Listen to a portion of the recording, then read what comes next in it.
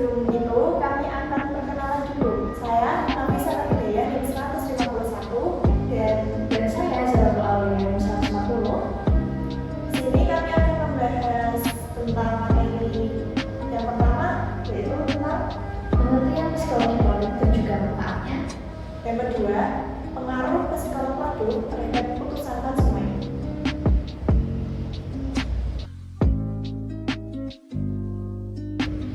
Apa sih itu pengertian psikologi produk? Untuk pengertiannya sendiri, jadi psikologi produk itu adalah sebuah ilmu yang mempelajari tentang bagaimana sih sebuah desain atau tampilan itu bisa mempengaruhi perasaan konsumen gitu. Nah, untuk hal-hal yang dicakup dalam psikologi produk sendiri ada warna, kemudian bentuk, kemasan, dan juga fitur-fitur lain yang dapat mempengaruhi konsumen untuk tertarik membeli gitu sih. Untuk contohnya sendiri, biasanya warna merah sering dipakai restoran-restoran terpasasi untuk membuat logo ya Kak, karena kan dapat membangkitkan semangat dan juga menambah nafsu makan gitu loh. Nah selain itu, kemasan yang menarik itu juga dapat membuat orang untuk lebih tertarik untuk membeli gitu sih. Nah, dengan memahami psikologi ini, perusahaan bisa membuat produk yang lebih menarik gitu, sesuai dengan keinginan konsumen dan membantu meningkatkan penjualan serta kepuasan konsumen. Kurang lebih seperti itu. Terus apa sih manfaat dari psikologi produk itu? Untuk manfaatnya sendiri sebenarnya ada banyak, cuman di sini kita akan membahas cukup sedikit saja. Ya, yang pertama ada meningkatkan desain produk. Apa sih maksudnya meningkatkan desain produk? Jadi meningkatkan desain produk itu membantu membuat produk yang lebih menarik dan sesuai selera konsumen lewat warna, bentuk, dan kemasan yang tepat gitu ya, sesuai apa yang menjadi request konsumen gitu sih. Selanjutnya mempengaruhi keputusan pembelian.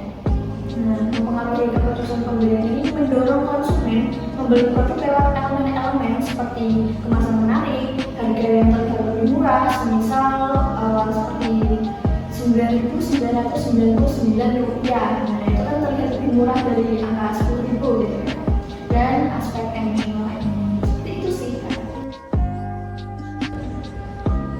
Nah, kita dari tadi udah berbincang-bincang soal pengertian dan juga manfaat dari psikologi produk sendiri ya Kak. Tapi kita seharusnya sudah perlu tahu sih apa itu pengaruh psikologi produk terhadap keputusan konsumen. Nah, menurut Kakak sendiri gimana? Jadi keputusan konsumen dalam membeli suatu produk itu dipengaruhi oleh beberapa faktor, baik faktor internal maupun faktor eksternal. Nah, salah satu faktor yang penting yaitu psikologi produk. Psikologi produk mencakup segala hal yang berhubungan dengan cara pandang, perasaan, dan pola pikir konsumen yang dapat mempengaruhi untuk membeli. Nah, yang pertama itu kita akan membahas tentang psikologi konsumen dan proses pengambilan keputusan. Di mana psikologi konsumen adalah cabang ilmu yang mempelajari tentang perilaku konsumen dalam hal keputusan pembelian, preferensi, dan respon terhadap produk atau layanan yang akan dibeli. Nah, proses pengambilan keputusan itu ada beberapa tahap. Yang pertama, pengenalan kebutuhan, yaitu konsumen harus mengenali kebutuhan atau keinginan yang belum terpenuhi. Yang kedua, pencarian informasi. Yang ketiga, evaluasi alternatif. Yang keempat, keputusan pembelian. Yang kelima, yaitu evaluasi pasca pembelian. Tapi ada pengaruh-pengaruh lain nggak sih Kak yang bisa mempengaruhi konsumen untuk membeli suatu produk? Ada. Yang kedua itu ada pengaruh desain dalam produk. Nah, desain produk itu mencakup bentuk, ukuran, bahan, dan estetika dalam keseluruhan produk. Nah, desain yang menarik dapat memicu respon yang kuat dari konsumen. Faktor ini sangat penting karena yang pertama yaitu daya tarik visual. Desain produk yang menarik dapat menciptakan kesan pertama yang positif. Yang kedua yaitu fungsionalitas dan kenyamanan. Desain yang baik tidak hanya memikirkan aspek estetika, tapi juga kenyamanan dan fungsionalitasnya. Yang ketiga itu ada pengaruh warna dalam psikologi konsumen. Warna itu termasuk elemen desain yang sangat berpengaruh terhadap psikologi konsumen. Misalnya itu warna merah yang seperti disebutkan kakak tadi, yang melambangkan semangat, yang contohnya itu pada makanan sifat saji. Terus ada warna biru yang bisa menyampaikan rasa kepercayaan atau kenyamanan, biasanya pada bank-bank itu bisa menciptakan rasa kepercayaan pada konsumen.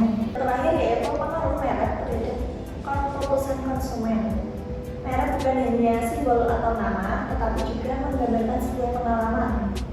Psikolog merek memainkan peran yang sangat besar dalam keputusan konsumen. Yang pertama yaitu ada kepercayaan dan loyalitas. Merek yang sudah dikenal dan dipercaya oleh konsumen cenderung menghasilkan keputusan pembelian yang mudah. Yang kedua ada asosiasi emosional. Merek yang berhasil membangun hubungan emosional dengan konsumen dapat menciptakan loyalitas jangka panjang. Sebagai contoh yaitu seperti merek Apple tidak hanya menjual produk, tapi juga menjual nilai-nilai yang berhubungan dengan aspirasi gaya hidup. Yang ketiga ada diferensiasi. Dalam pasar yang kompetitif, merek yang kuat dapat membantu produk membedakan dirinya dari produk lainnya.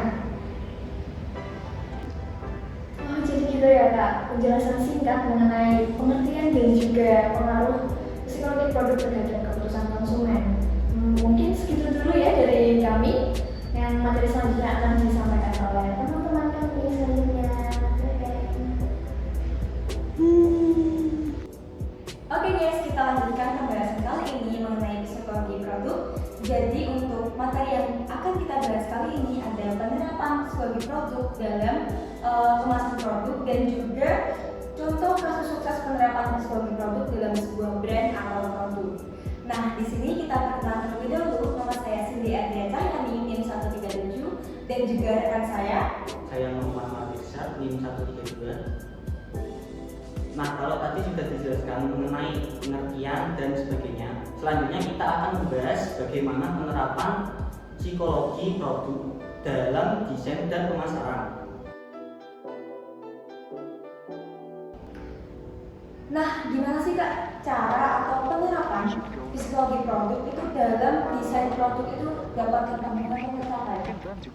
Nah, jadi ada beberapa prinsip psikologi produk yang dapat digunakan. Di antaranya yang pertama, desain visual yang menarik. Nah, desain visual sangat penting karena hal tersebutlah yang memberikan kesan utama. Warna, bentuk, dan tipologi yang digunakan sangat mempengaruhi bagaimana konsumen memproses produk kita. Nah, yang kedua adalah pengalaman pengguna. Kita harus memastikan bahwa desain produk kita dapat digunakan dengan mudah dan nyaman. Karena produk yang rumit hanya akan membuat konsumen frustasi dan mengurangi kepuasan pelanggan. Yang ketiga adalah branding yang menggunakan emosi. Jadi kita menggunakan nilai-nilai atau cerita yang emosional untuk menghubungkan produk dengan konsumen.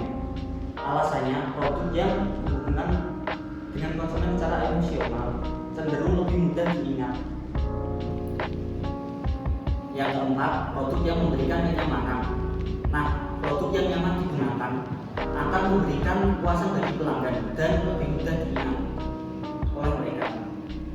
Nah, yang kelima, penggunaan psikologi warna. Jadi warna dapat mempengaruhi suasana hati dan persepsi pelanggan terhadap produk kita. Misalnya, warna kuning sering diartikan sebagai optimisme atau energi. Yang keenam, strategi harga psikologis. Misalnya seperti penerapan harga yang diakhiri dengan angka 9 akan menciptakan ilusi harga yang lebih murah. Misalnya, produk dengan harga Rp999.000 akan terlihat lebih murah jika dibandingkan dengan harga yang sejuta. Yang terakhir, kemasan produk. Kemasan produk yang menarik akan mempengaruhi bagaimana konsumen melihat kualitas produk kita. Misalnya, kemasan eksklusif akan memberikan kesan bahwa produk kita adalah produk yang mewah. Oke, itu jadi adalah beberapa penerapan psikologi produk dalam desain produk ya Kak. Jadi kalau ngomong masalah packaging, aku juga pernah nih Kak kayak menemukan suatu barang mungkin dia cuma hijab biasa, tapi karena dia dikemas dengan cara eksklusif, dia harganya mungkin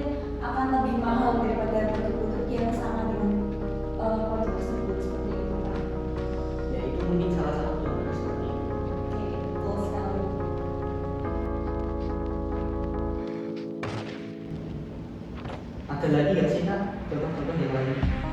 Ada dong Kak, jadi ada beberapa contoh kasus sukses dalam penerapan psikologi produk dalam sebuah brand atau produk tertentu. Nah, sebelum kita masuk ke contoh brandnya, itu aku ingin membahas sedikit nih pengaruh psikologi konsumen dalam menyediakan barang dalam jumlah terbatas pada suatu marketplace atau suatu produk. Jadi kalau kita lihat ya, kita amati di sekeliling kita bahwa ada brand-brand tertentu yang dia hanya menyediakan produknya itu secara terbatas. Dengan cara tersebut, konsumen jadi tertarik untuk membeli barang tersebut. Contohnya itu ada brand Lukas, terus juga ada Lucky Charm, ada juga dari Anak Negeri, brand yang dari besar-besar yang mungkin kalau ada yang tahu. Nah itu dia hanya menyediakan atau memproduksi itu dalam jumlah atau stok sedikit, dan dia tidak akan memproduksi barang dalam jumlah yang sama, barang yang sama dengan jumlah yang sama. Jadi dia hanya memproduksi satu kali dalam kesempatan tertentu. Mungkin kalau di brand Lukas, mungkin dia hanya waktu dia open PO itu hanya mungkin menyediakan 100 pieces dan dia tidak akan memproduksi barang yang sama. Nah ternyata dalam strategi tersebut itu menciptakan rasa urgensi dalam diri konsumen bahwa stok barang terbatas tersebut itu mereka akan merasa tertekan untuk segera melakukan pembelian. Nah ini menciptakan rasa urgensi untuk mendorong keputusan pembelian yang lebih cepat. Nah untuk selanjutnya ada fear of missing out atau FOMO. Nah kita sebagai Gen Z kan nggak asing ya dengan istilah FOMO. Jadi keterbatasan stok itu memicu perasaan takut dengan kesempatan atau FOMO yang membuat konsumen lebih mungkin akan membeli barang tersebut sebelum kehabisan. Nah, strategi ini dinilai efektif dalam meningkatkan konversi penjualan. Jadi karena dia itu open PO-nya hanya sebentar, itu menimbulkan perasaan ingin segera membeli, ingin segera memiliki barang tersebut dari jiwa konsumen. Nah, untuk selanjutnya juga ada strategi pemasaran. Jadi penggunaan frasa stok terbatas atau hanya berlaku hari ini itu juga ternyata dapat mempengaruhi psikologi dari konsumen. Dalam iklan, hal tersebut itu dapat meningkatkan ketertarikan dan juga mendorong pembelian secara impulsif. Ini juga dapat diperkuat dengan elemen visual yang menarik dan juga penawaran dalam waktu terbatas seperti itu. Nah, ada pun contoh kasus sukses dalam penerapan psikologi produk itu di sini saya mengambil salah satu brand yang kita kenal itu ada brand Apple atau yang kita kenal sebagai iPhone. Jadi dalam penerapan psikologi pemasaran yang diterapkan oleh brand Apple itu sangat efektif dan juga sangat berhasil. Dan juga hal tersebut itu mencakup beberapa aspek dan juga kunci dalam kesuksesan mereka dalam memproduksikan produk-produk mereka. Yang pertama itu ada emotional marketing. Jadi Apple memanfaatkan emosi dalam pemasaran mereka, bukan hanya menjual produk, tapi juga pengalaman dan juga identitas. Dengan memposisikan diri sebagai simbol kreativitas dan juga inovasi, Apple menarik konsumen yang ingin menjadi bagian dari gaya hidup tertentu. Iklan mereka yang hanya terfokus pada perasaan dan juga didapatkan saat menggunakan produk dan juga fitur-fiturnya. Jadi kalau kita lihat kan untuk produk Apple sendiri itu kan dia menggunakan fitur-fitur yang menarik yang tidak ada dalam HP Android. Jadi mungkin hal tersebut yang dapat menarik perhatian konsumen secara impulsif untuk dapat membeli produk tersebut. Nah untuk selanjutnya ada inovasi yang berkelanjutan. Dalam setiap peluncuran produk dari Apple seperti iPhone dan sebagainya selalu disertai dengan fitur-fitur yang inovatif dan juga menarik perhatian konsumen. Kalau kita lihat kan untuk fitur-fitur yang mungkin dia upgrade ya dalam HP iPhone kan mungkin hanya sebatas dari posisi kamera saja ya Pak. Tapi di samping itu dia juga menawarkan dari fitur-fitur yang mungkin lebih kekinian, lebih keren dari keluaran sebelumnya dan sebagainya. Nah untuk selanjutnya ada keterbatasan stok. Seperti yang udah Kak jelaskan di awal tadi, ternyata produk Apple tersebut juga menggunakan strategi yang sama dalam mempengaruhi psikologi produknya. Dengan cara keterbatasan stok tersebut itu memasukkan strategi pemasaran yang menciptakan rasa urgensi melalui keterbatasan stok yang digunakan oleh Apple. Ini mendorong konsumen untuk segera membeli sebelum barang tersebut kehabisan. Nah, seperti yang kita tahu sendiri, untuk brand Apple kan untuk di Indonesia dia belum ada pabriknya ya, dan dia masih impor dari luar negeri ya Kak, seperti itu. Jadi karena keterbatasan stok tersebut itu mendorong konsumen untuk segera membeli produknya. Nah, untuk selanjutnya ada identitas brand yang kuat dan juga pengalaman belanja di toko. Desain toko Apple itu dirancang untuk membangun pengalaman positif bagi pengunjung yang mengunjungi tokonya. Penggunaan ruang terbuka dan juga interaksi langsung dengan produknya itu ternyata dapat memungkinkan konsumen untuk merasakan kualitas dan juga inovasi dari produk yang dihasilkan. Nah, seperti yang kita tahu ya, mungkin kita pernah lihat juga di sosial media ataupun di platform lainnya, untuk store dari produk Apple sendiri itu kan dia memungkinkan untuk pembelinya untuk berinteraksi secara langsung dengan produk-produk yang mereka pasarkan. Nah, ternyata hal ini juga dapat mempengaruhi konsumen dalam memperkuat keputusan dalam pembelian produk mereka. Nah, tidak hanya itu, ternyata brand Apple juga memanfaatkan survei kepuasan pelanggan untuk meningkatkan loyalitas dari pembelinya. Mereka menggunakan beberapa cara, di antaranya ada pengumpulan data dan juga utang balik. Jadi brand Apple secara rutin itu melakukan survei dan juga pengumpulan utang balik untuk melihat seberapa jauh sih kepuasan pelanggan dan juga apa sih kendala mereka dalam penggunaan produknya. Dan juga ada Net Promoter Score atau NPS. Brand Apple juga menggunakan NPS untuk mengukur kepuasan dan juga loyalitas dari para pelanggan.